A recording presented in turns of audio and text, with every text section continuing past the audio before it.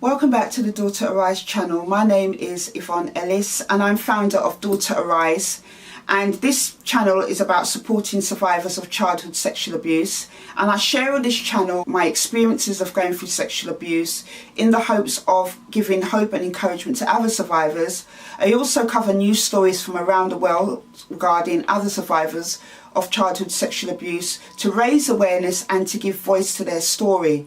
In 2019, more than ever now, we need to be having a conversation about childhood sexual abuse. Still, so many children are suffering from going through this experience, and the adults who they later become also end up suffering just because of the taboo surrounding this subject. So I just wanted to come on here today and cover the Leaving Neverland documentary, and I just need to tell you from now, this video might be a little longer than the videos that I usually do, but I really feel it's important to talk about this documentary. Now, it is about Leaving Neverland, and it covers the story of two young men, Wade Robson and James Safechuck, who say they were sexually abused by Michael Jackson. And it has caused a big stir in America because for a lot of people, Michael Jackson is their absolute hero, he's their god. They're upset because these allegations have come out against him. I watched the documentary. It came on Wednesday and Thursday over here in the UK on Channel 4. And you know, before I even started to watch it, I did wonder if I was going to be able to do it, honestly, because they did say there'd be graphic detail, and even though I have been healed from a lot of things to do with my own experience of childhood sexual abuse, I did used to have times where I was triggered by certain information.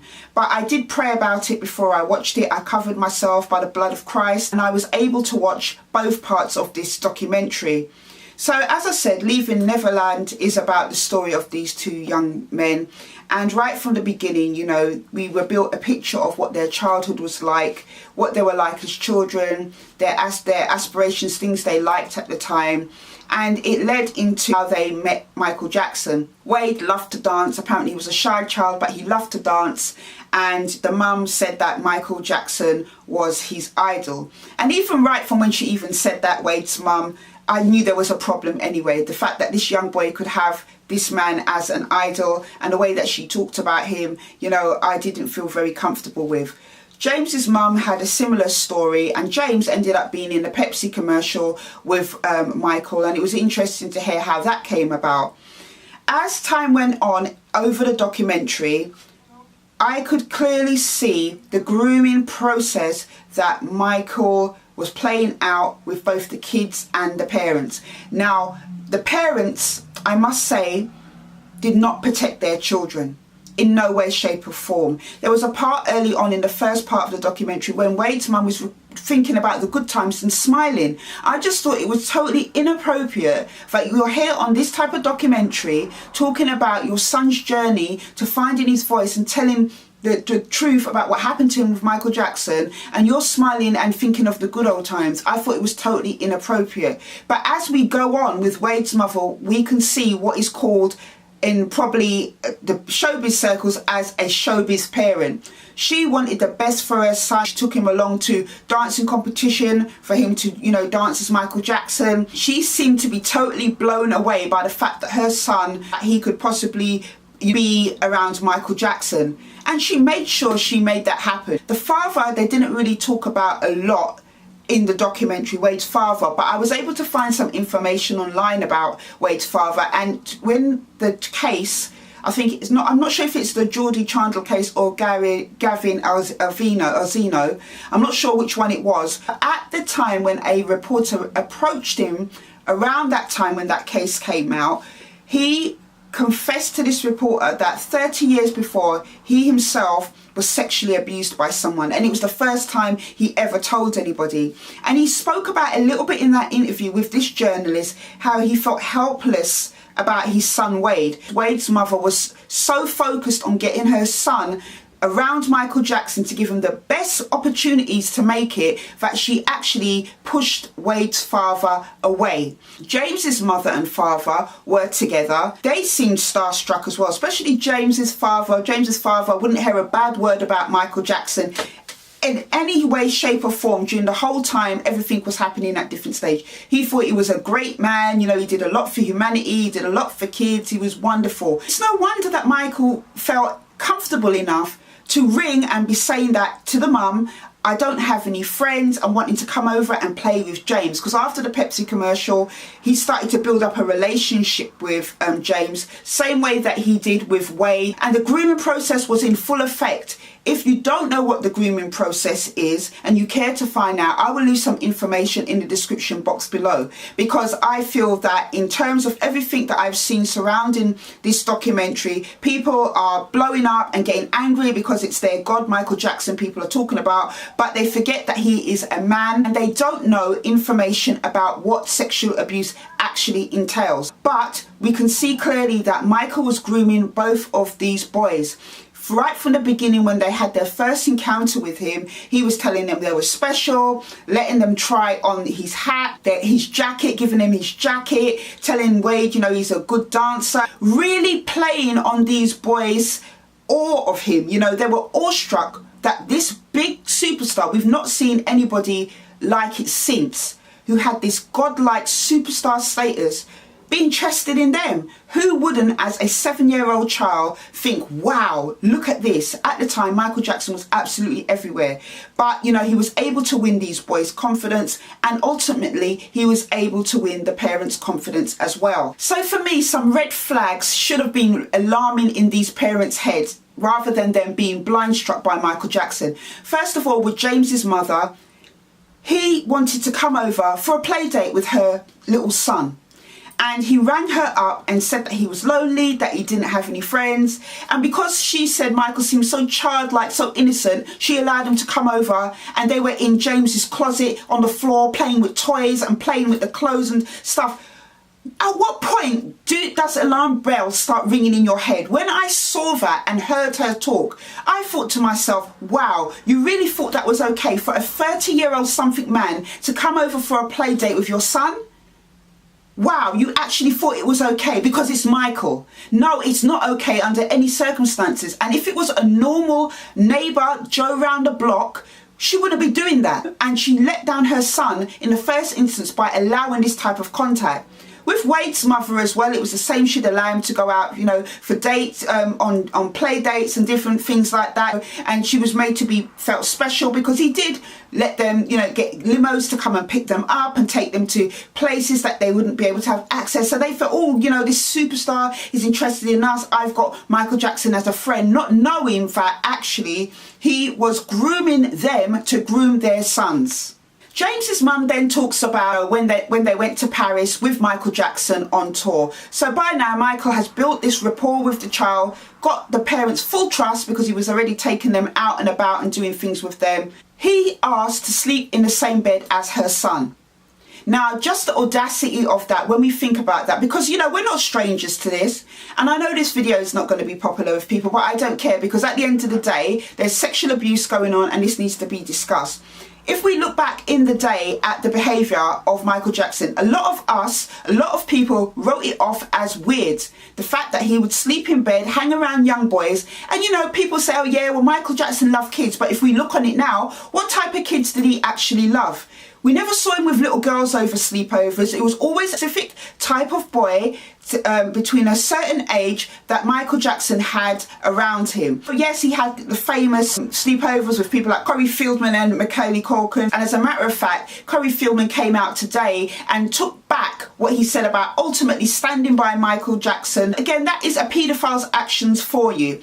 They know which children they are going to target. They know which children they are going to inoculate so that they can abuse. There's no way Michael Jackson, I don't think, would abuse Macaulay Culkin or Corey Feldman. You know why? Because in their own right, by the time he met them, they're already famous. They're already child stars and stuff. If he would have touched them and they would have gone and said something, their testimony would have carried a lot more weight and he would have been in prison. But he chose these boys selectively to do what he wanted to do.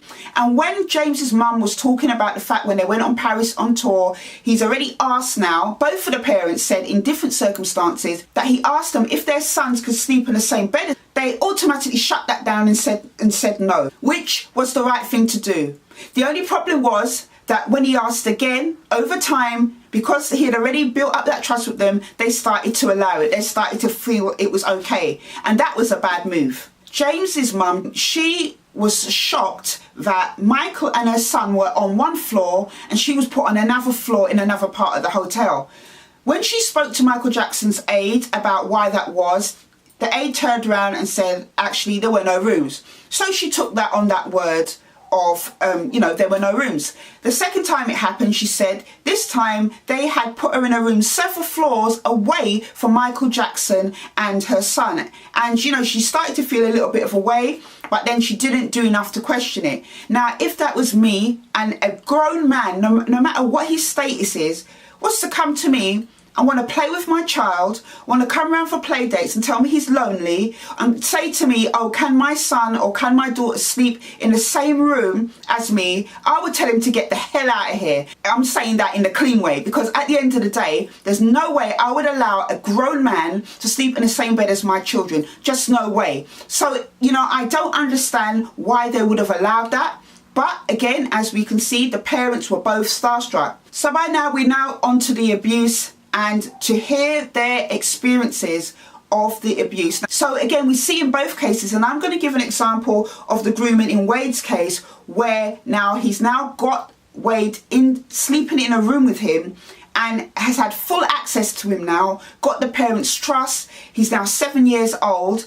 And he is now going to run drills with Wade about if people knock the door unexpectedly or if people come into the room unexpectedly, what he should do. This is a clear grooming process. He was grooming Wade for the acts that followed, and it was the same with James as well. I was sickened and I found it completely heartbreaking to hear both of their stories, both of the graphic details of what they went through. I was sick to the stomach. The way that they described it, I believe that he did it. And I know people are going to say, well, he's not alive to defend himself. Can we just look for a minute at his reputation and his past? A lot of people don't know that the rabbit hole runs deep. A lot of judges, rich people are able to get off with things just by who they know. There are well-known Freemasons. When you're a Freemason, if you go up before a judge or you're in a fraternity or some type of order, because of the brotherhood, they can let you off. Now, I'm not saying that Michael Jackson might have been in a fraternity. I don't know about that. But what I'm saying is if you're rich and famous and you have access to influence, you are able to get off with anything. He paid off Georgie Chandler in the first case. The second case with Gavin Alvino, nothing happened there. And then people have said, well, he was tried in a court of law. But can people actually accept that the law can be corrupt also? With both of those cases, there were huge cases. It was no secret. We saw it all ourselves that Michael Jackson liked little boys. And people said, oh, well, he didn't have a childhood. That's why he's like that. But if we were looking at it today, we would say, actually, this man needs to go and get psychological help. For whatever reason that he's like this, we need to get him help. We shouldn't be indulging him with all this Peter Pan stuff and all this stuff, Neverland and all this stuff. He needs help to be able to address those issues, because at the end of the day, what is a grown man doing having sleepovers with 7, 8, 9, 10-year-old children? Boys at that. He said he loved children. He loved kids, but yet it was only a specific type of boy that he liked, and between a certain age. Not girls. You never saw him with girls. It was always with boys, and that is just a fact. Now, I was scrolling through my timeline when I was watching Leaving Neverland, and I was shocked and appalled by so many of the comments. Now, we live in a day and age in this culture where people treat celebrities like gods.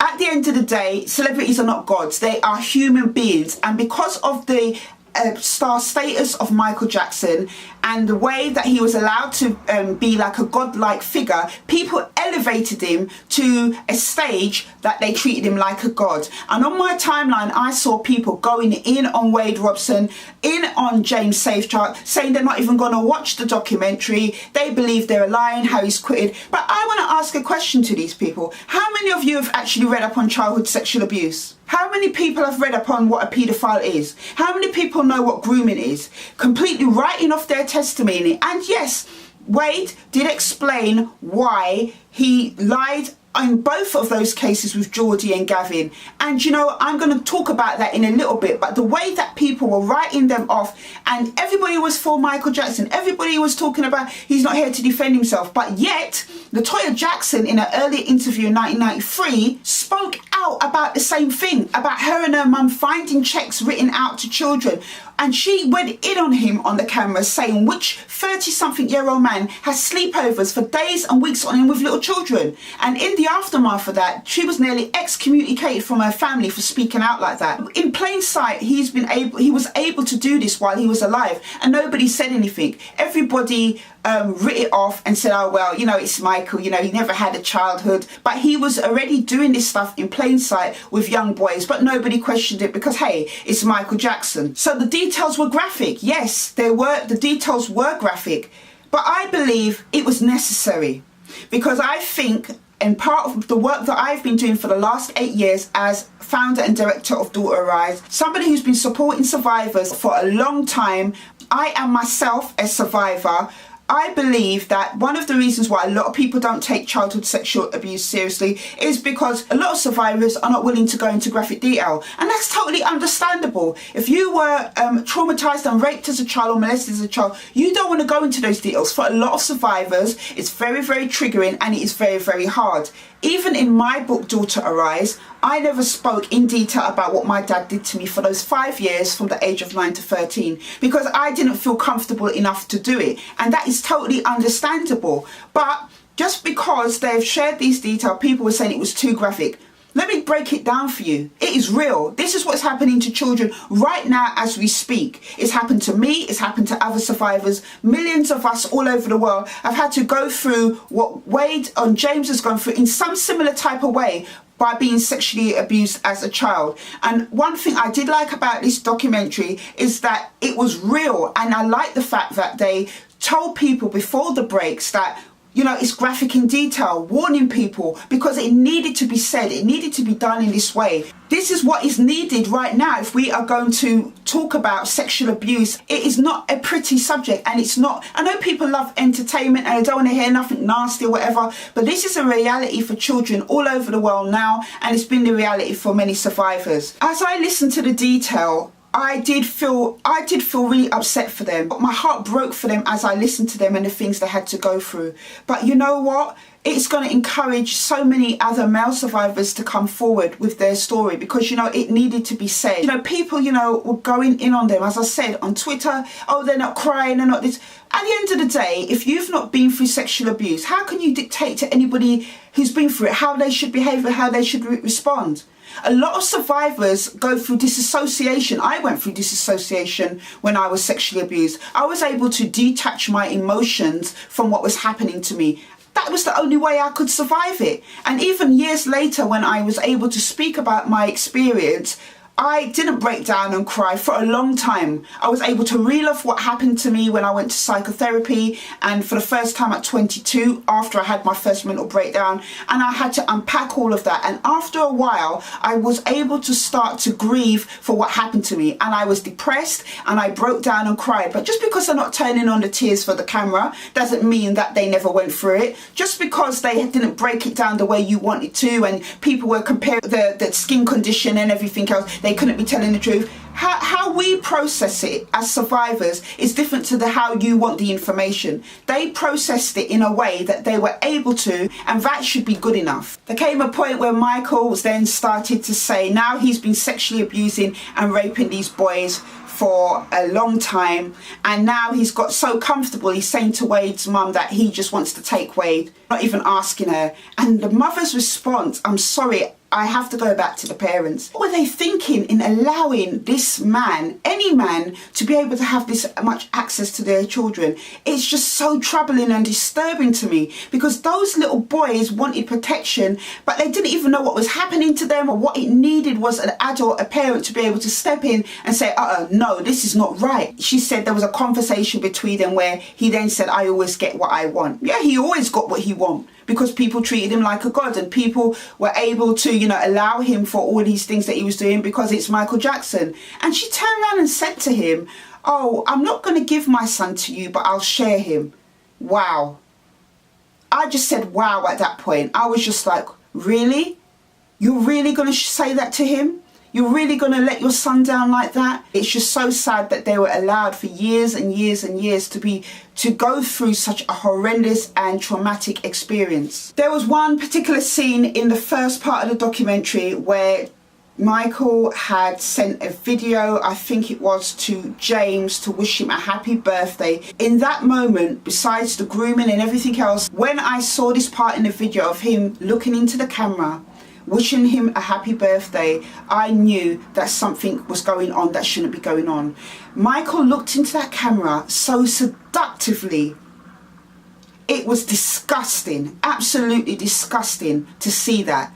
It made me feel, it gave me the creeps, the way he looked into that camera and pursed his lips and wished that boy a happy birthday. Totally, totally inappropriate. And I don't know how these parents did not pick up on these type of signals that he was sending out. It got more disturbing as it went along, but from the eyes of a child, when Wade and James were speaking about their experience, Wade was talking about being in love with him and being in this relationship with him.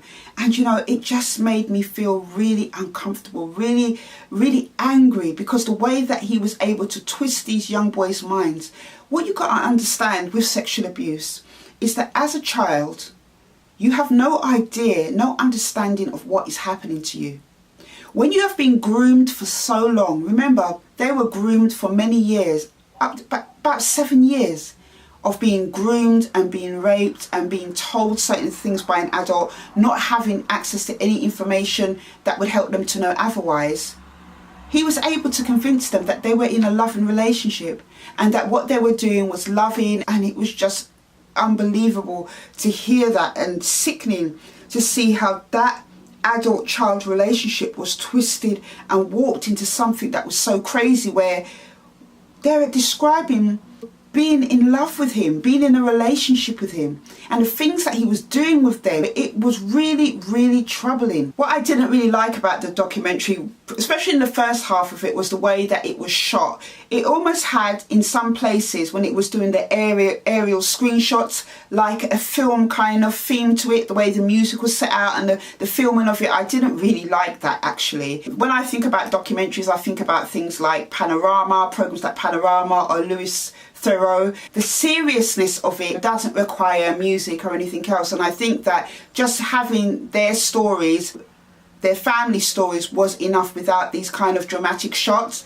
When Wade talked about the rape at 14 years old, where Michael attempted to penetrate him, I felt really sick for him. And you know what, if you look in their eyes and you look at them as they were going through the years, you can see in their eyes that something was wrong. So in both of the trials, both of these young men, Wade and James, had to be a character witness and testify on behalf of Michael Jackson, and they talk about the process in how that happened and why they did it. And listening to their explanations and understanding the mindset of somebody that is being groomed, somebody that has been groomed over a long time, coupled together with their experience of going through severe childhood trauma from going through numerous rapes, I believe the reasons that they gave for taking a stand for Michael at the time that they did it. Wade said something that was very interesting, that at the time, and he was emotional when he was talking about this, that during those times he hadn't even begun to process it himself. He had been groomed over a long time by Michael, what to say and how to say it, and they did interview him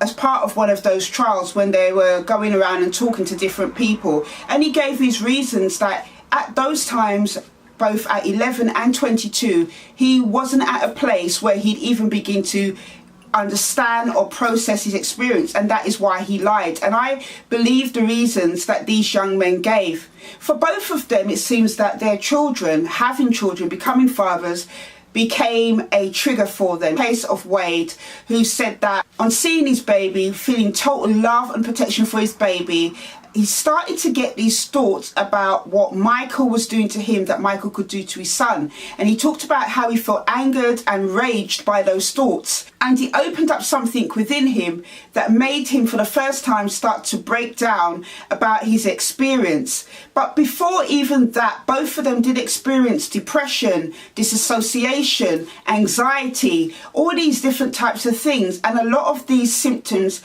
a lot of survivors do get in the aftermath as well. So for both of them, they both came to a place where they were able to start to talk about their experience. So they were able to start accessing therapy and beginning to talk about their experience, and in doing so were able to tell their families what was going on and their parents' reactions. You know, I mean, James's mum saying that when she found out Michael Jackson passed, she wanted to do a dance. I mean, come on now. You know, it's too late for all that. And it's very telling because James, when asked the question if he felt his mum was to blame in any way, something along those lines, you could see he was saying it kind of through grimaced teeth. You said he was like a son to you, the father as well. Every time James tried to say something to him, you wouldn't hear not a bad word about him, you know, wouldn't hear a bad word about Michael. And it's the same with Wade's mum. She's saying that when she found out, one of her sons actually is not even talking to her anymore because he was so disgusted that the mother could not see what was going on with Michael. Even she said when Wade took her to a therapy session with her, she didn't want to know the details. So she should know the details actually, because there's no escaping what has happened.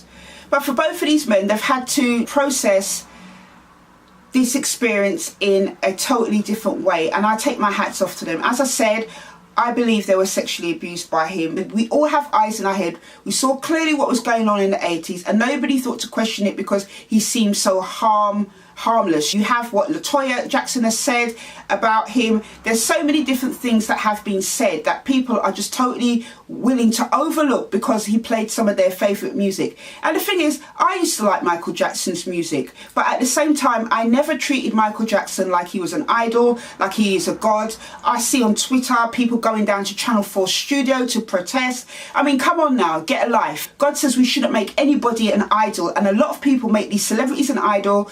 They will stand up in a court and swear down for them that they never did anything wrong and actually vouch for them, not separating the person from the persona that they present to the world. And that is very, very dangerous. But it's the same in the R. Kelly case. Again, we have the victim blaming and the victim shaming. And I really applaud both of them for being able to speak out. What I see with the victim blaming and victim shaming, and what I see with what's going on with Wade Robson and James Safechuck, with how people are coming for them and the disgusting things that I'm seeing written about them, is corporate social blame on these two young men, and it's totally unfair. My advice to anybody that has not been through sexual abuse is sharing their opinion, and you're absolutely fine to do that, is to look up about sexual abuse. It is not enough to be talking about something you have no knowledge of. There are those of us out here that have been through sexual abuse. We know what happens in those experiences. We know how they leave us feeling. James was talking about the depression and the days of just staying in bed and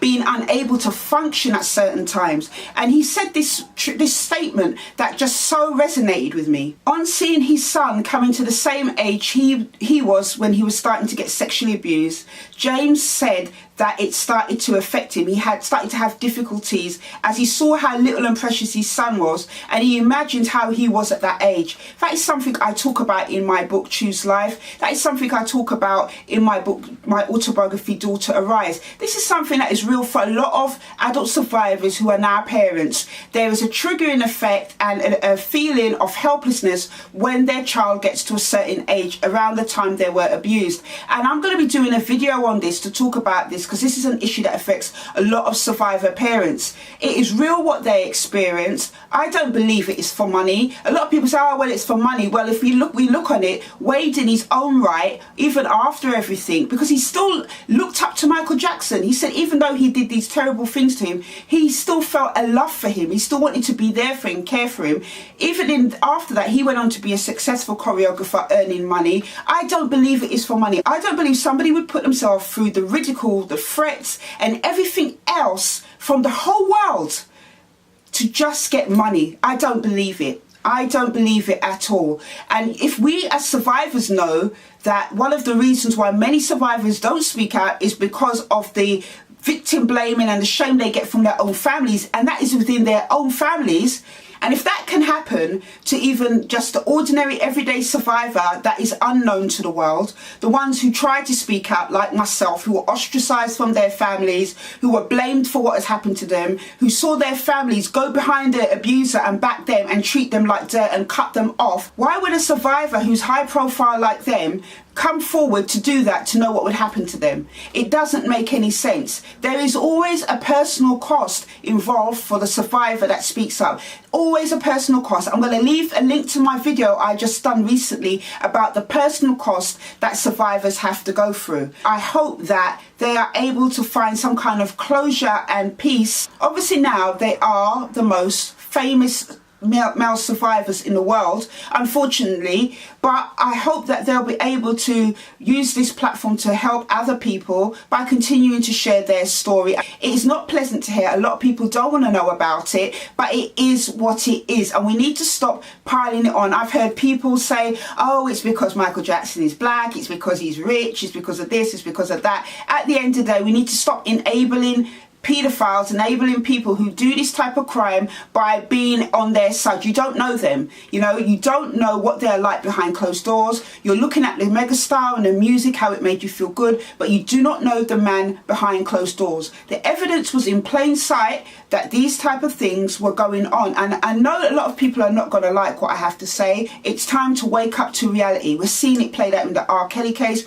Every time a survivor comes forward with anybody in the public, you just have to scroll down the comments of some people's videos or look on Twitter and stuff and see the kind of hate that they get for speaking out, because people don't want their little memories ruined. Black, white, rich, poor, doesn't matter about religion, job title. Anybody can be a paedophile. Anybody can be a child molester. You can't close off our minds because somebody gave us good memories because of music. Think about it. If you don't know how it affects somebody, I would suggest you read up on it. Read upon child sexual abuse, read upon the grooming process, read upon how it affects survivors and the feelings that happen in the aftermath, the conflicting feelings, because they love the person on one hand, because they've cared for their needs, but on another hand hate what they've done and feel confused about that. Please look up this information and read it for yourself. Don't be fed everything by the media. So as I end this video, I just want to share something with you from my book, Choose Life.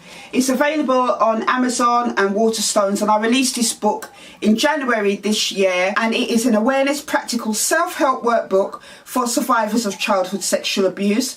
And in this book I raise awareness about what sexual abuse is, how it's been affecting countries and communities around the world, how it affected my life. I also share diary entries from a specific part of my life to show you the mindset and how it affected me in the aftermath, and I share poems and different things along my journey. But also, as well, I have devised exercises in here, and this book is really for people who are too scared to tell anybody what's happened to them, don't have any information about it. It's something that they can use to work on in the comfort of their own home. And I just want to share with you something about personal cost that I wrote in this book. So I just want to share to you something from my book, Choose Life, and it's on the subject of personal testimony. A lady who is a top researcher in Paris on the subject of personal and witness testimony, especially in the cases of sexual abuse, her name is Gloria Origi, commented, "There is always an emotional cost for the person. The question," she said, "must be asked when considering the testimony of somebody is, what interest does it serve for the person to speak out? This question needs to be seriously considered. No survivor who has been through sexual abuse would willingly speak out and put themselves through the torment of having their character picked apart or having their life as they know it turned upside down if it were not true. The right to be believed in the case of a survivor of sexual abuse has to be earned to convince others it happened. It is the only crime where in most cases the your word against mine approach is played out in the courtroom. In most circumstances, the former, earning the right to be believed, seems to apply to the survivor of sexual abuse, whether in going to the police, getting justice in the court, or telling families and friends." That is just what I want to leave you with to think about. Everybody says it's money why James Safechuck and Wade Robson have decided to speak out. I don't believe it's because of money. What would be the cost of speaking out? The cost has come high for them. Their faces are known all over the world. It would seem a lot to put themselves through just for money. So that was just my review of Leaving Neverland. I get really passionate about this subject because I see the injustice that happens against child sexual abuse survivors every day. So, you know, I get really passionate when I'm talking about it. But check it out for yourself if you can. I will leave links below to grooming and what sexual abuse is, and also a couple of helplines if you've been through it and you need somebody to talk to. You can also contact me at info@daughterarise.org.uk, and check out my other videos, and I shall see you on the next video. Take care.